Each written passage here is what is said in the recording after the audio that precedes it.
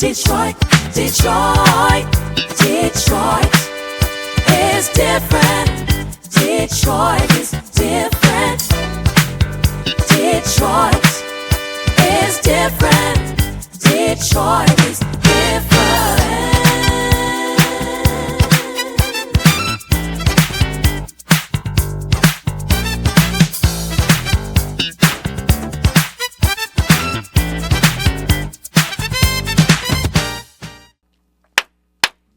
Welcome back to the Detroit is Different podcast studios, right? And y'all see I'm in the blue, and this is representative of one of the greatest assets in the world, right? And Detroit has an abundance of this. We're not always kind of tapped into it beyond some of the conventional ways that we think about it. So clearly, if I'm talking about blue and I'm talking about Detroit, I'm talking about water, right? Greatest reservoir of fresh water on earth resides like right outside of where we sit in the city of Detroit. And our functionality and our relationship with it and how we look at it has a lot to how we function, right? And moving forward, as we talk about fresh water, it's definitely big. You know, we know so many of the water warriors, We the People, and Monica Lewis-Patrick and all the work she's doing. There's so many others, right? Maureen Taylor, Welfare Rights Organization. But I got a special guest in studio that met through our partners of Grand Valley State University doing something different and come in with innovation around other ways of looking at ways to engage with water. Brittany of Aqua Action, how are you today? I'm doing great. How are you? Very good, very good. All right, so we met through Grand Valley, and it was like, okay, Aqua Action's coming to Detroit, functioning here, want to grow, want to connect, see everything that's connecting, and Grand Valley's like, you need to talk to Khary for some of those other connections in community, as you all have a lot of experience being an organization that's not just in America itself, but it's international, in Canada as well. So I guess I really want to start with a lot of your Detroit story, as you're based in this area, right? And that's kind of the roots of where we go. But before we even go there, Aqua Action and water itself. Why is Aqua Action taking an interest in the city of Detroit? Well, first of all, thank you so much for the opportunity to be here today. It is an honor to be back in Detroit. I grew up in Metro Detroit. Aqua Action is thrilled to be here. I think the biggest word that inspired us to be here is grit. So when we think about what Aqua Action is here to do, we're here to build a water-secure future through entrepreneurship. And one of the most important points of being a successful entrepreneur is grit and the ability to overcome challenges, to see a bright future, and to have tools through business to be able to create that future in your mind and then in the real world. So our first step into the U.S. was actually the Great Lakes AquaHacking Challenge in Traverse City a couple of years ago. And with the success there and seeing that Michigan is the hub of the Great Lakes, it made so much sense for us to be here in our broader state. Now, why Detroit? About a year ago, I attended the mobility conference at New Lab and realized there are so many opportunities in Detroit for water entrepreneurs to be able to pilot their technologies. And seeing the history here, the plans for the future for entrepreneurs, there's so many resources.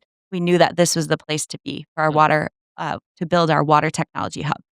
So when we think about like water technology and entrepreneurship, these are, and water entrepreneurs, you know this industry exists, but it's always the thought process for me, at least, where I'm thinking a lot into engineering. Actually, I have reels running this week as we're recording with Brother Saeed Sanders, that was one of the engineers in a lot of the filtration systems for the city of Detroit during the Coleman Young administration, so in the 80s and the 90s. And he would talk about like ways that you would detect different things at different levels. A lot of this has grown from interest, but I'm always thinking that that's government-based. And you highlighted that, some of this is actually citizens themselves moving forward with these ideas to secure better water realities for them. Absolutely. And that's really exciting about the programming that we offer. Anybody with an idea, anybody with a business who wants to grow it to protect water, we can help serve. Mhm. So we're here to serve entrepreneurs regardless of where they are in their journey and to give the people a voice in water innovation. Okay. All right. So now we got to get into the classic Detroit is different. You and your roots. How many generations deep is your family to this area? So I am third generation in Detroit. Mm, My great grandparents were from actually from Quebec, mm, and they started their journey in downtown Detroit on Outer Drive. mm, So my great grandparents were here in the 1920s, and then my grandma was here as well. My mom was born in the city of Detroit. mm, And my dad actually moved to Detroit from West Michigan for UOD dental school. mm, So I was born right outside of Detroit and have been in the area pretty much my whole life. I did move away for about 5 years, but mhm. was thrilled to come back to be part of the city.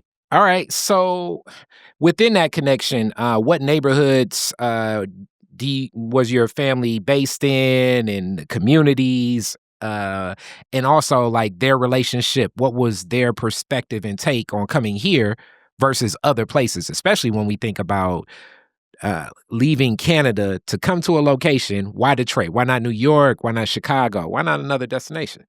It's a really good question, and I would say I know for sure it had to do with the automotive industry. Mm, So my grandfather had a foundry that was supportive to Henry Ford, actually. hmm, So I know it was definitely related to job opportunities with the growth of the city, especially in the 20s. As far as specific neighborhoods, I know Rosedale Park for sure. My family was near there. They're huge sports fans, so supporting the Lions, the Tigers. I recognize that the stadiums, arenas have been all over Metro Detroit. Um, but as far as other parts of the U.S., it is a good question, and I'm probably the first one to really ask a lot of these questions. mhm. So I am doing some more digging, and Okay. honestly, now that I'm back in the city, I would like to learn more about that because I'm really the first one, like I said, who asked the questions, and even the French language, for example. My grandmother knew a little bit of French, but it wasn't passed on to my mom and then to me. So now I'm learning French and really curious about some of that. What was the draw to Detroit? And Okay. yeah. Did you travel as a child? Did you travel to any of those parts of French Canada where people speak? So, for if people don't know, it's like parts of Canada, French is the language. We're so connected to Windsor. For any of my people not necessarily from Detroit, but watching Detroit is different. It sits at an international crossing where Windsor, Canada, is right across the border, and even Ontario is the province of Windsor.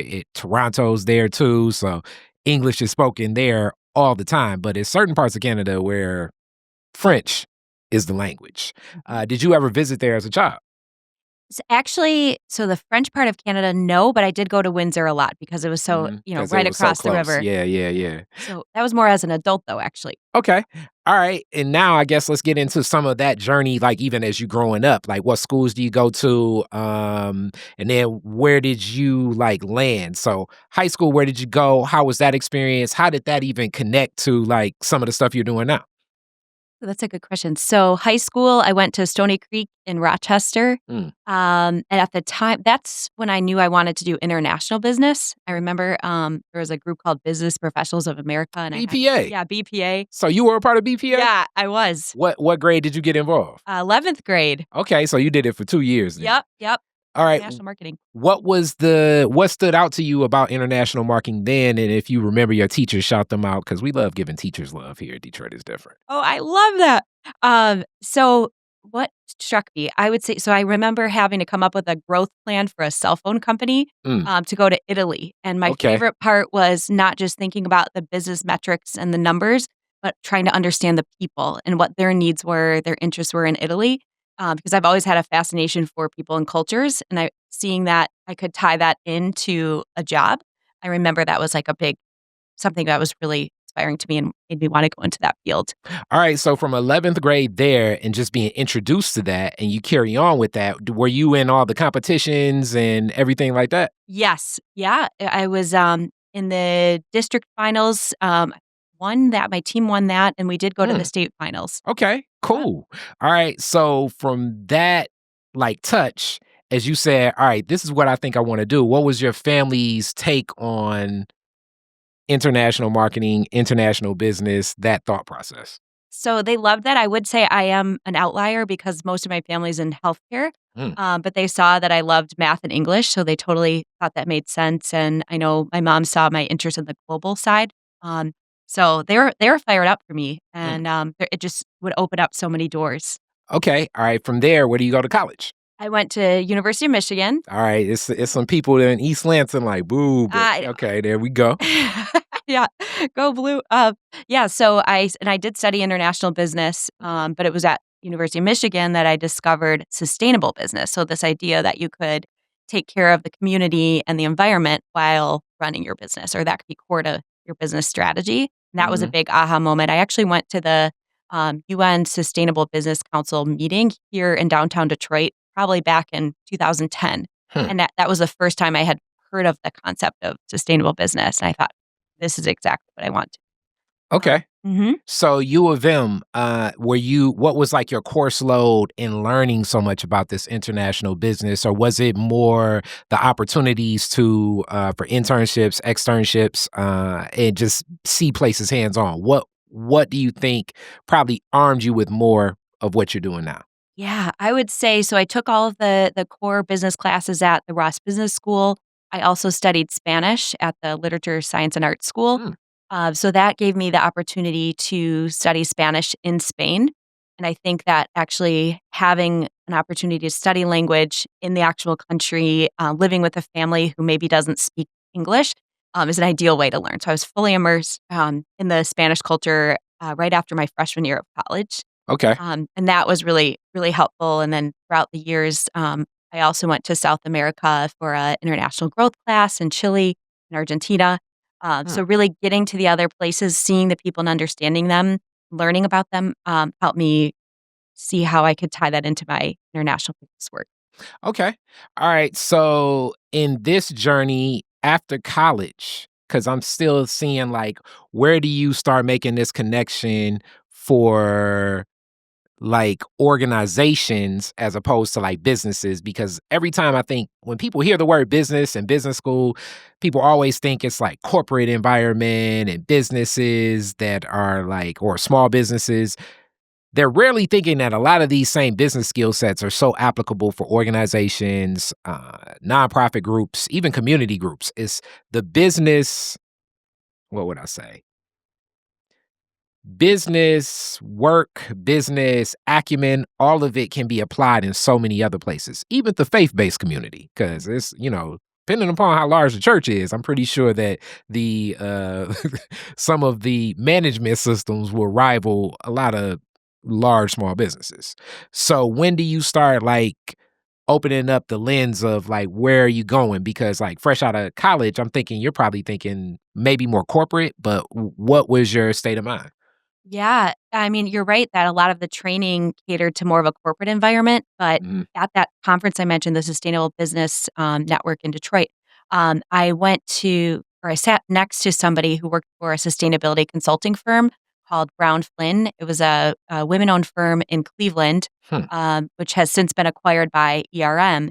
And it's interesting you bring up small versus big organizations because I was really inspired that it was two women who started a small boutique consulting firm that ended up being the first sustainability reporting consulting firm in the entire US. So they brought the Global Reporting Initiative, this whole framework of how to report your business in terms of sustainability. They brought it here. And so I was very much inspired by a small business that could serve larger businesses. So they would serve companies who are just entering into the space of sustainable business. And the beauty of working in consulting, especially right out of undergrad, was that I was exposed to many different industries, small businesses, large businesses. And because I was working for a small business itself, I wore a lot of hats. Hmm. So I had the opportunity to be an analyst. So I was looking at data and researching these companies. I also got to write blog posts, sometimes do speaking engagement. So something I really appreciate about the small business world is that you do have to wear a lot of hats to make it run, right? And that gives a lot of experience and a lot of learning. But so it was a great way to start my career. And really throughout, I can echo what you're saying. The skill set I've developed has worked in all different types of organizations. Small businesses, I worked for Michelin.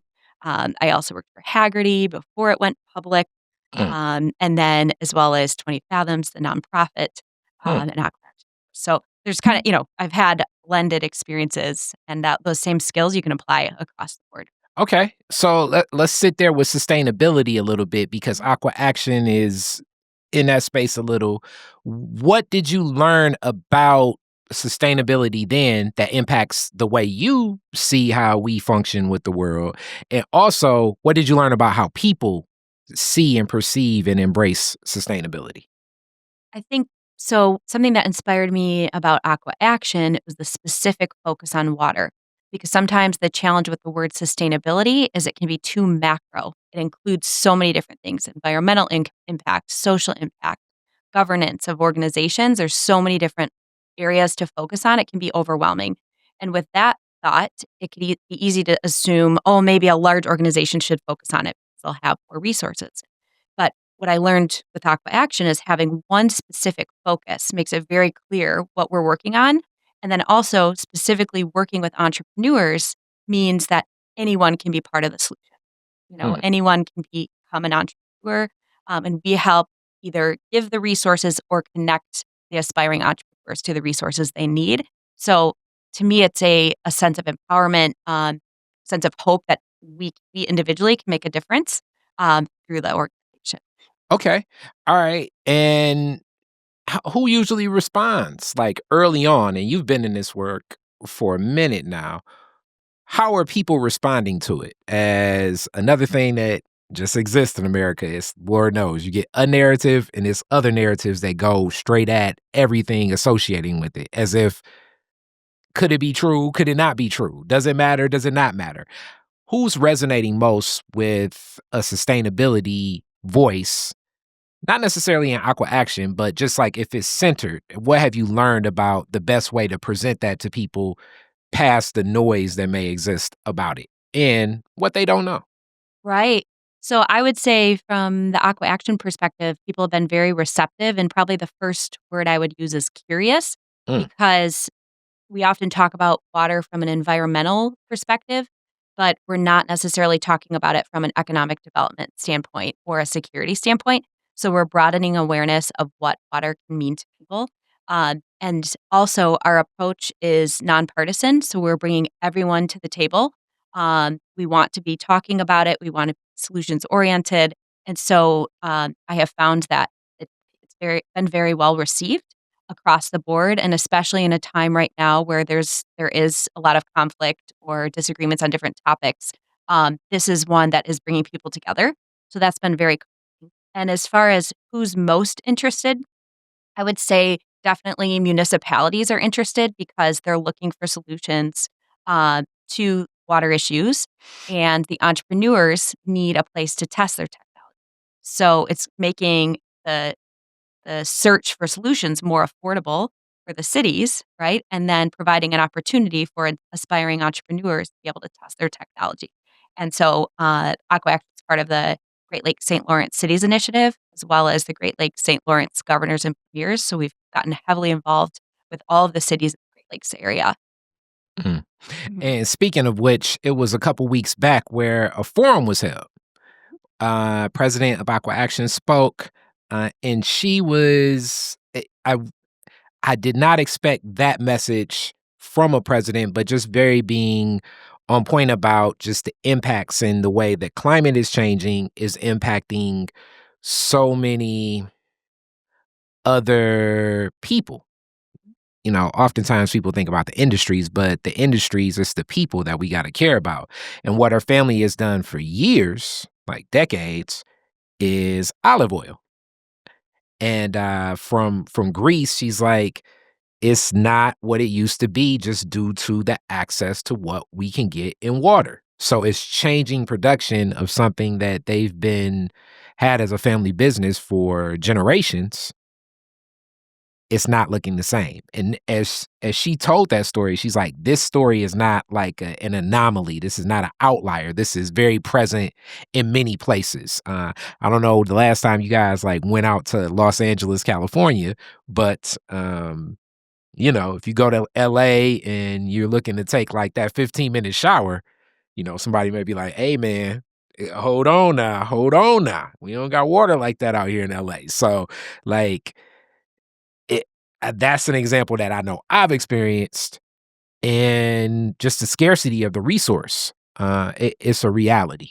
Um, where as this like comes to light, in that same leadership being so connected to people, how does the balance go from making sure that people are seen in all these ideas that are looking to manifest, working with these entrepreneurs, working with these cities where people are always going to be placed first for Aqua Action? Mhm. I would say, like, how to bring it all together, that's where our upcoming AquaHack binational is coming into play. So that's where we have a call for ideas and business concepts related to a few specific areas, such as the AI impact on water, PFAS, microplastics, water and infrastructure. So this is where people will actually be able to go through a 10-month program to learn about the water issue, how to turn it into a business, and they'll be connected to mentors, to different educational programs where they're like, okay, they need to work on their marketing concepts, their financial uh, basics knowledge. And so um, throughout the program, this is a way for those entrepreneurs to better connect with the community. So those in our community who are passionate about water want to get involved, they can participate. From the corporate perspective, we have corporate sponsorship opportunities where companies are coming in and sharing their industry expertise. So that would be one way to bring it all together. And one thing I wanted to make sure I called out because you asked before, how do I connect different people and stories? Similar to what our president Sula shared with olives, if we all think about our own personal connection to water, that's a good way to get people engaging in conversation. So, for example, I'm passionate about paddleboarding and kayaking. I recently went kayaking with Detroit River Sports. Hmm. So, if someone brought that up to me, I know I'd want to talk more about water. So, I try to understand what the person I'm meeting with, even if it's business or unrelated to business, see what their personal connection is to water, and then we go into how to help solve some of the water issues. Huh.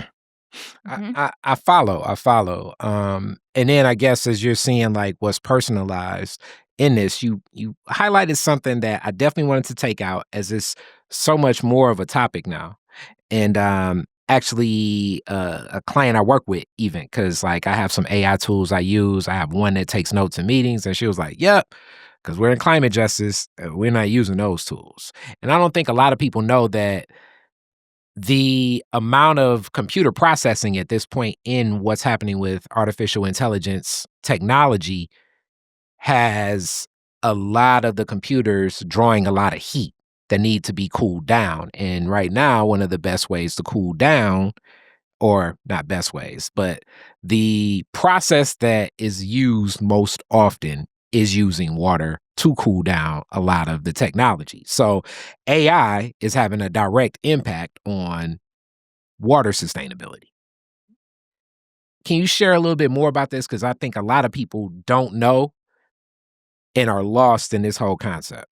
Yeah, I think it applies to data centers in general. So any of the tools that we're using to be more efficient um, is reducing efficiency in other ways, right? So, but as you think about energy usage in general, there's always an input and an output, right? So Mhm. the impact of AI and more data center usage means that there's more water as well. And so right now, some of the impacts are being tracked, but looking at specific requests you put in chat GPT, for example, that can take several gallons of water. So one simple request. And Mm, I was actually talking to some friends over the weekend. Some people are even saying like, don't say please or thank you as a separate message because that in itself takes a separate mm, amount of energy. So each prompt that you give is taking more energy. So that will definitely be one of the challenges of our time to think through how to balance that out. I will say one of the real estate companies I spoke with recently said that they're using air cooling solutions. So there are other solutions out there, but I think as entrepreneurs think of more ways to cool data centers besides water, that will be a huge way to help have a positive impact as we evolve the tech use. Okay. All right. So now I guess let's just get into Aqua Action itself. What was it about Aqua Action that drew you to the organization in the first place? I would say what first drew me was from the Northern Michigan perspective, seeing a global organization coming in, providing a program where hundreds of entrepreneurs from around the world could learn about water and come to Michigan for a leadership expedition and a finale pitch competition. So I first was exposed actually as an instructor because my passion is around customer discovery, as I mentioned before, understanding people. So that's been a theme throughout my career. So I actually got to participate as an instructor in design thinking. Hmm. Um, and this was through Northwestern Michigan College. And so when I saw the way that Aqua Action would pull in local community members to be instructors, connecting people from around the world virtually, but then in person for the leadership expedition, I was like, this is an incredible program. And one other point is that it is binational. So I've seen, national pitch competitions, but not necessarily bringing together Canada and the US specifically. So I was blown away by that. Aqua Action's been doing this for 10 years in Canada and has since grown into the US. So when Aqua Action asked if I'd be interested in supporting the business development, I said absolutely because I'm so passionate about the state of Michigan and water and entrepreneurship. So it brings together all of those passions I have into one, and now gets to be in my hometown. All right. So you share a term that I want you to break down. It was Yeah. actually one of the coolest classes. Man, I'm forgetting my professor's name that taught design thinking. He brought the guy that made the scrub. The You guys ever seen the sponge with the happy face? Yeah. That guy talked to our class one time, and That's a great and one. he was talking about what that design thinking is. And I thought that, okay, this is interesting to be in this marketing suite. Break down design thinking and your approach to it, because I always think that is very cool. I totally agree. So, design thinking is a process for innovation, starting with people. So, it frames how we innovate a new product, service based upon a customer. So often we're focusing on coming up with a new product based on our expertise and not necessarily thinking about the customer or who we're trying to serve. Hmm. So this is a more disciplined approach to make sure you're thinking about who you're serving first. But I say disciplined in the sense that it gives you a framework, but in many ways it opens up the door for so much creativity. Getting out and talking to people, helping you be comfortable with failure, which is so important for many people like me, like to be comfortable, like you fail quickly, fail fast, learn, and start a new concept. And I learned that actually with the Stanford Design School instructors, they had a workshop at Michelin. Hmm. So I got to see them firsthand and apply this to tire inspection solutions at Michelin. So I think what's really cool about it is no matter what topic, what product you're thinking about, how exciting or potentially boring it is, you can use the tools and it just helps you get out, talk to people, test your concepts, and come up with something that is actually serving. Ye Yes, a lot of Post-it notes, and a lot of, like, kinda, you think you're doing brainstorming, but this is like brainstorming on another level. I just remember just the thought process. I have a couple books about it. You're gonna actually make me dust them off a little bit and, like, pull some of those ideas because I enjoyed that class and that engagement. And in watching Aqua Action and the way that it approached it more so was more people-centered, that kinda had your attention. Mhm. When, and they approached you about this whole concept of business development, and you have some experience there, Traverse City, that's where you start. What was the culture like? How did you approach it? What were the responses from the people in Traverse City? It's a good question. So the culture is very family oriented. There's a strong legacy of people who've been there for a long time. I moved there right before the pandemic in early 2020. So I experienced a time where a whole new wave of people moved there because of the remote work Mm, trend. So many people were moving from other cities mhm. around the world. Okay, so when you got there, and then also you think about Traverse City, and this is another one of those like travels and routes of where it lands and where it goes. Um, you're there during the pandemic. How do you function with Aqua Action? Where did the pivot go to stay moving forward on it? Because this is definitely one of those times, you think new venture, new country. I don't know if we're gonna keep putting money behind this. Why did Aqua Action continue? What do you think was the commitment to stay? We got to stay growing through this time. Absolutely. So I will say most of the growth in the US came towards the end of the pandemic, Hmm. but I do think one of the best parts of the pandemic is that I think it actually encouraged many of us to be entrepreneurial.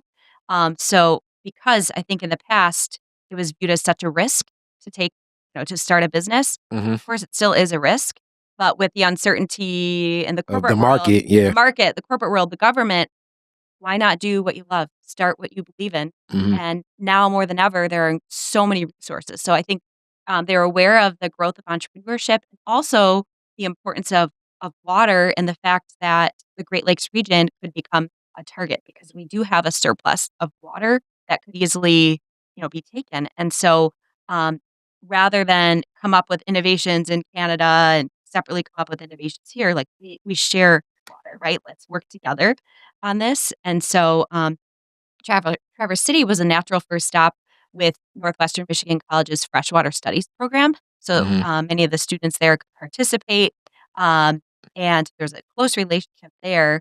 And then, as far as thinking about the broader state, making I've really been conscious of trying to get involved in different organizations, understand what the needs are, so that way it's not that we're just bringing our program and saying this is what we need to do. It's like we're trying to hear what the communities want and need, tailor our program to. So we have expertise in, general entrepreneurship and water issues, of course, but then we can adapt. Okay. And in adapting, and so far, just like in this Metro Detroit area, what have you found? What has it been? And I know it's still starting off here, but how has it been to start off here? You're coming back because you know the area, Yeah. but what is it like now? Aqua Action in Detroit. Yeah. So I'd say there's equal enthusiasm here. The biggest difference I would say is I'm getting to practice my languages more. Mm, So I think there's more of a global audience. I'm practicing Spanish and French mm. every day, if not every week. So meeting people from around the world who are based in Detroit and part of the innovation here. Um, I'd say there's also more of a focus on uh, smart cities, thinking about the growth of Detroit and the surrounding suburbs. So there's that focus. Also tying into mobility, financial services, the universities. So many universities in the area. We're finding that there's a lot of interest in those spaces. And as you talk about universities, Grand Valley made that introduction. What's the relationship to Grand Valley State? Yeah, so we partner with GVSU. So when we first started in Northern Michigan, um, we worked together on some of the programming. And now, as we continue to expand out our programming, not only to serve entrepreneurs post college, but maybe think about the K to 12 and water literacy in the future, we're thinking through what that future could mean with GVSU as a partner here. And then I also teach the Michigan Veteran Entrepreneur Lab.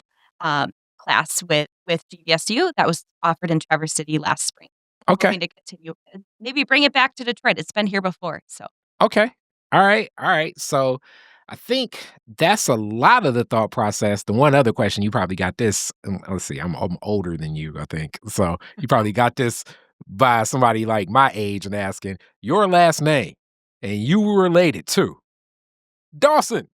I like to pretend that's my cousin. I get that question a lot. Yeah, I figured that. I Unf figured that for people like my age. So Yeah, Vanderbeek is your last name, as we know James Vanderbeek or Dawson from Dawson's Creek. For people like if you were like near or around high school, I think probably from like 97 to maybe like 2002. That was prevalent. absolutely. Yep, my brother is the same age, so we used to Hmm. get that all the time. Hmm. So unfortunately not related to James Vanderbeek, but Vanderbeek does mean by the bay in Dutch. Mm. That's kind of fun. I've naturally, in my own name, I'm Connected to water throughout. Yeah. Yes. Something else that you also brought up was the history of Aqua Action, the leadership or the founders of Aqua Action even having the city of Detroit. Yes, which is amazing. So, how many of you know of the Beaubien Street? So if Mm. you think about that, that is actually connected to the founders of the Gaspé Beaubien family, which is the foundation that started Aqua Action. So that's a foundation in Canada. They're famous for starting Telemedia, a cell phone provider in Canada, and going back even before then, the Beaubiens actually were some of the first settlers here in Detroit. It's the same family. Mm. So they settled here. They've had roots here. Actually, Sula, our president, and I recently drove by the Beaubien house in downtown Detroit to visit. So I think it was only fate that we ended up having our U.S. headquarters. Okay. All right. So with that, we're at the end. How do people get in contact with you? How do they connect with Aqua Action? Yeah. So after this, I can give my email. So, well, first of all, definitely check out our website, aquaaction.org. You can follow us on Instagram, LinkedIn, Facebook. Would love for you to email me. A couple big things coming up to be aware of. We are hosting our office launch celebration on October 2nd at the Urban Tech Exchange in downtown Detroit. So, would love to have you there. We also just announced our AquaHacking binational program. So if you are an aspiring entrepreneur or a current entrepreneur with a water idea, we'd love for you to participate. We have that on our website as well. And definitely come to these upcoming events because we need your voice and expertise. We want to make sure that we are serving the future of water in Detroit. Definitely. And also, it's probably going to be some collaboration with Detroit is Different too. We just got to work out what that looks like, when and how. But just know, it's always something in the mix if you want to engage with community, especially, here. Detroit is different always, like especially a lot of that legacy Black Detroit. We love to connect, network, and build from that. All right. So classic Detroit is Different questions. Your very first car, year, make, and model, year you got it. I love it. Purple PT Cruiser. The year, I think it was 2001, and I got it in 2005. Mm-hmm. And at that time, my only priority was the color. Okay. Purple. All right. Where's the first place you went when you got it? Ooh. Let me think about it. I probably drove to work, honestly. I worked for George's Coney Island. Okay. Coney Islands have been important to me my whole life.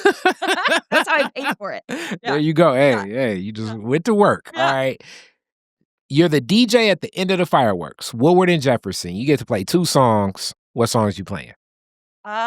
Whitney Houston, Wanna Dance with Somebody. Okay. And Danza Kuduro by Don Omar. Okay. It's everybody dancing. All right. So you going out with people partying. Yes. Last question. This is a odd one too. A spaceship comes down, lands in front of your house. E.T. comes out and says, "Take me to the most Detroit places that we can go." Where are you taking them? Ooh. Cafe de Mongo's, my Okay. favorite speakeasy. Okay. Belle Isle. Okay, that is the number 1 location of the alien destination. Yeah, and we'd go on a nice walk, and we'd go to Lafayette, Coney Island. Okay. And have a drink at Cafe de Mongo's. All right. I'm sure it would be people taking many photos of you hanging out with E.T. at Coney Island and Belle Isle. Coney Island may be like the second number 1, the second highest rated location where people would take E.T. I love that. What's All the first? Belle Isle. Okay. So you picked 2 of them. Yeah, all right. All right. With that being said, this is Detroit is Different. Thank you so much. Thank you. All right. Peace. Detroit, Detroit, Detroit is different. Detroit is different. Detroit is different.